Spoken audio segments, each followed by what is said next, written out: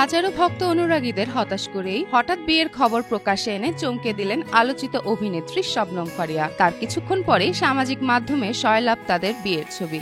শুক্রবার সন্ধ্যায় সুসংবাদটি গণমাধ্যমে নিজেই ভাগ করে নেন অভিনেত্রী।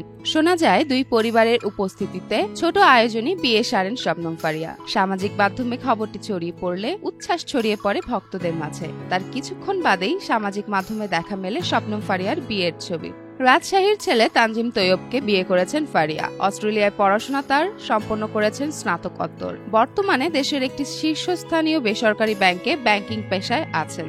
ফারিয়ার পরনে হালকা কাজের লেহেঙ্গা, যেখানে দেখা গেছে সূক্ষ্ম সিলভার গোল্ডেন এমব্রয়ডারির ঝলক। মাথায় একই রঙের ওড়না, যা নরম জালের মতো কাপড়ে তৈরি এবং বর্ডারে ঝলমলে কাজ করা। গহনার মধ্যে রয়েছে একাধিক সোনার নেকলেস, কানের দুল, টিকলি, নথ। এনে দিয়েছে এক রাজকীয় লুক।